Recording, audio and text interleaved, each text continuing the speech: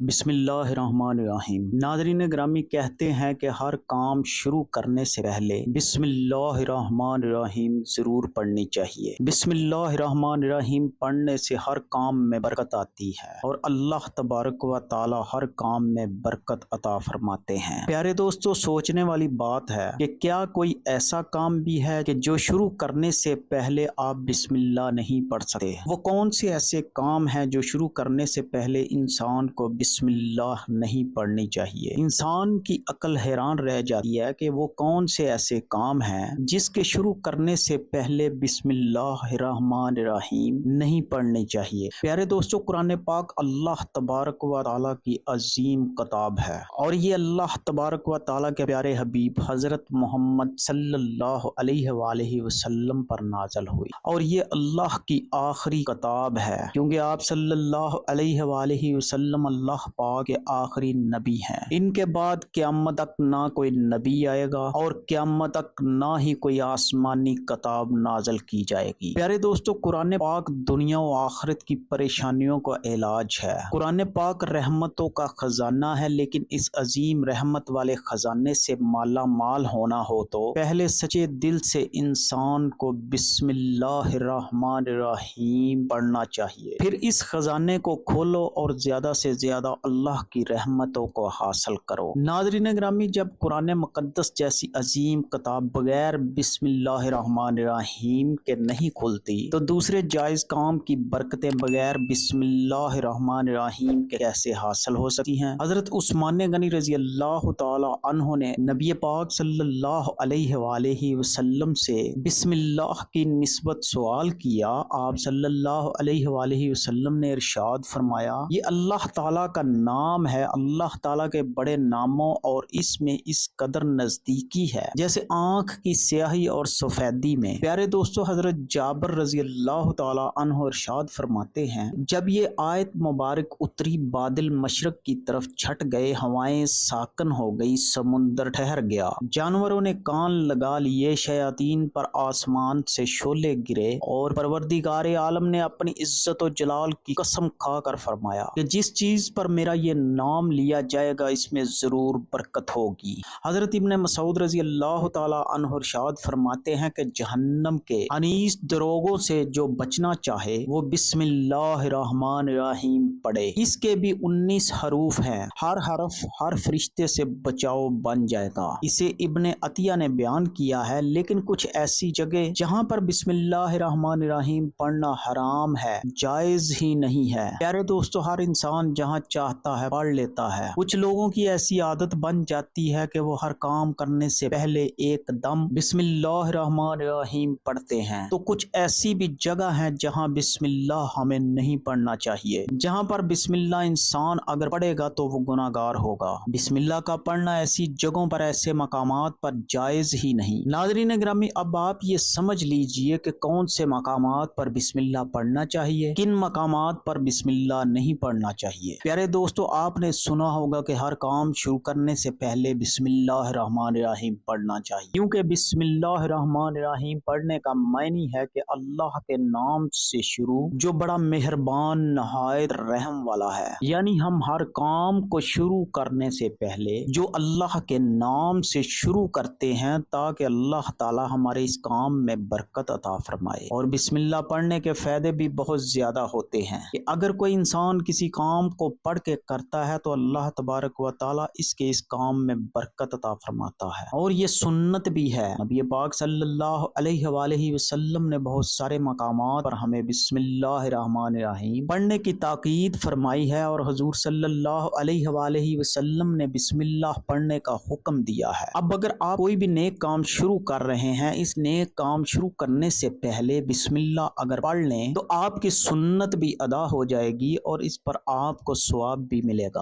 اور اس کی برکتیں بھی آپ کو ملیں گی۔ اگر آپ نے کسی نئے کام شروع کرنے سے پہلے بسم اللہ پڑھ لیا تو پھر انشاءاللہ اس میں آپ کا نقصان نہیں ہوگا، اللہ تعالیٰ خود آپ کا حامی و مددگار اور ناصر بن جائے گا، کیونکہ آپ نے اپنے اس کام کو اللہ کے نام سے شروع کیا کہ ہمارا کام تھا کرنا، اور بندہ کیا کرتا ہے جو اس کے بس میں ہوتا ہے، بندہ تو اسباب اختیار کرتا ہے اور بندہ کر بھی کیا سکتا ہے۔ ناظرین گرامی، آپ اپنے کام کو کریں، باقی جو آپ کام کر رہے ہیں وہ اللہ تبارک و تعالیٰ کے سپرد کر دیں۔ ایک مرتبہ ایک صحابی آیا کر عرض کیا، یا رسول اللہ صلی اللہ علیہ وآلہ وسلم، میں پریشان ہوں، ہمارے اونٹ کہیں کھو گئے ہیں۔ تو آپ صلی اللہ علیہ وآلہ وسلم نے ان کو یہ بتایا کہ اللہ پہ بھروسہ کرو، اور اللہ پہ بھروسہ ہی اصل چیز ہے۔ یہ بولو کہ میں نے اللہ پر بھروسہ کر لیا، اللہ پاک کافی بہترین کارساز ہے۔ تو کچھ صحابہ اکرام کہنے لگے، یا رسول اللہ صلی اللہ علیہ وآلہ وسلم، ہمیں اللہ کی ذات پر بھروسہ ہے، لیکن ہم اپنے اونٹوں کو ایسے ہی چھوڑ دیں؟ اگر ہماری قسمت میں ہوں گے تو ہمارے اونٹ واپس آ جائیں گے، اور مقدر میں نہیں ہوں گے تو چلے جائیں گے۔ ہمیں اللہ کی ذات پر بھروسہ ہے۔ تو آپ صلی اللہ علیہ وآلہ وسلم نے ارشاد فرمایا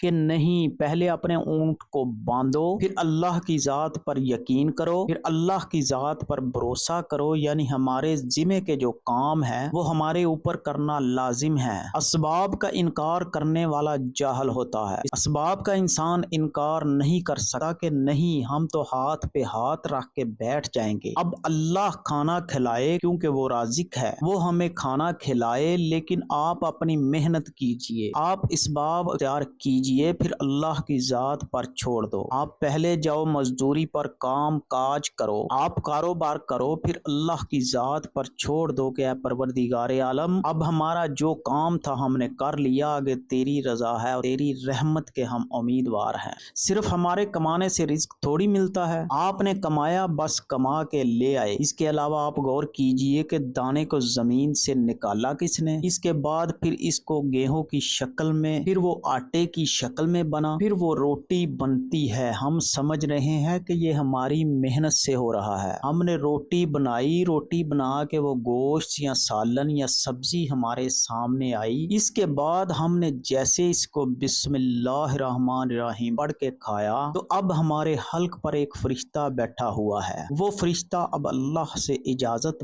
مانگ رہا ہے۔ حلق میں ہماری دو نالیاں ہوتی ہیں، ایک نالی ہوتی ہے جو سانس کی ہوتی ہے، ایک نالی وہ ہوتی ہے جس سے رزق اندر جاتا ہے، کھانا اندر جاتا ہے، تو یہ دو نالی بالکل برابر ہوتی ہے اور دونوں کا ایک ہی چھید ہوتا ہے، لیکن پھر وہ اندر جا کر الگ ہو جاتی ہے۔ اب آپ یہ سوچ کر دیکھیے کہ فرشتہ یہاں بیٹھ کر اللہ تعالیٰ سے پوچھتا ہے ہمارے ہر لقمے پہ کہ مولا اس لقمے کو زندگی کا سبب بناؤں یا موت کا باعث بنا دوں۔ اب اللہ تعالیٰ کی اگر مرضی ہوتی ہے تو وہ لقمہ زندگی کا سبب بن جاتا ہے، اور اگر اللہ کی مرضی نہیں ہوتی تو وہ لقمہ موت بن جاتا ہے۔ یعنی اگر وہ لقمہ بجائے خوراک والی نالی میں جانے کے اگر وہ سانس کی نالی میں چلا جائے تو پھر انسان ختم ہو جائے گا۔ تو آپ دیکھیں ہم نے اتنے سارے کام کیے، لیکن فرشتہ یہاں پر بیٹھا ہوا ہے کہ اس نوالے کو، اس لقمے کو کہاں لے جانا ہے۔ تو یہ آپ نے اسباب اختیار کیے، یعنی اس کو اسباب اختیار کرنا کہتے ہیں، اور اللہ تبارک و تعالیٰ پر چھوڑ دیا تو نیک کام ہم شروع کر رہے ہیں۔ کھانا کھا رہے ہیں تو بسم اللہ الرحمن الرحیم پڑھنے کی تاکید کی گئی ہے، لیکن بہت سارے لوگ ایسے ہی ہوتے ہیں کہ کچھ حرام کام کرتے ہیں، جیسے مثال کے طور پر اگر کوئی انسان جوا کھیل رہا ہو تو اس میں بسم اللہ کا پڑھنا حرام ہے۔ اللہ کے نام سے شروع کرتا ہوں، اللہ نے کب کہا تھا کہ آپ جوا کھیلو؟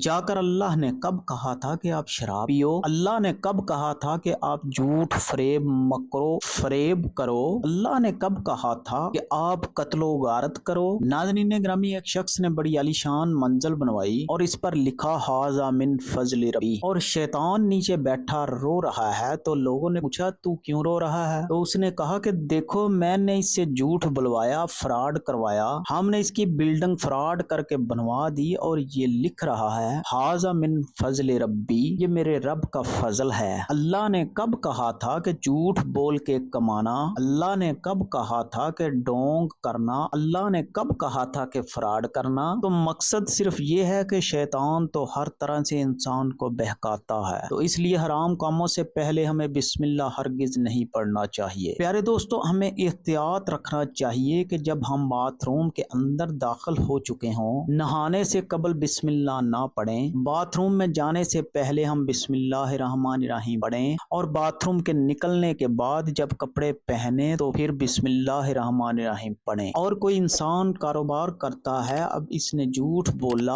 اور پھر اس کے بعد पैसे लेते वक्त बिस्मिल्लाहिर्रहमानिर्रहीम पढ़ा तो ऐसी जगहों पर जहाँ पर हराम काम कोई बंदा करता है तो वहाँ बिस्मिल्लाह पढ़ना नहीं चाहिए, क्योंकि अल्लाह तबारक व तआला ने आपको दुनिया में छूट दे रखी है कि जैसा करोगे वैसा भरोगे। अल्लाह सब कुछ देख रहा है कि कौन क्या कर रहा है। तो जो कुछ हम कर रहे हैं सही या गलत, इसके बाद फिर लोग कहते हैं कि ये तो अल्लाह की मर्जी है। लेकिन याद रखना, ये अल्लाह की मर्जी नहीं, अल्लाह की इजाजत है। अल्लाह ने आपको इजाजत दी हुई है, बस अल्लाह ने छूट दी हुई है कि कर लो दुनिया में जैसा करना है। अल्लाह जालिम को डील देता है लेकिन जब पकड़ता है तो छोड़ता नहीं है। अल्लाह की पकड़ बड़ी सख्त है, तो दुनिया में अल्लाह देख रहा है, ये मर्जी नहीं है अल्लाह की कि आप गुनाह करो, लेकिन अल्लाह ने बस इजाजत दी हुई है कि आप कर लो, देखे कितना करोगे। एक दिन आएगा मेरे पास, जब आओगे तब हम फैसला करेंगे। मालिक यौम दीन, इंसाफ के दिन का हाकिम तो अल्लाह की रबूबियत समझिए, और हमें ये समझना चाहिए कि कौन से काम हमें कब करना चाहिए। प्यारे दोस्तों, अल्लाह पाक से दुआ है कि अल्लाह पाक अपने प्यारे हबीब सल्लल्लाहु अलैहि वसल्लम के सदके हमें नेक अमाल करने की तौफीक अता फरमाए और बुराई से बचने की तौफीक अता फरमाए। आमीन।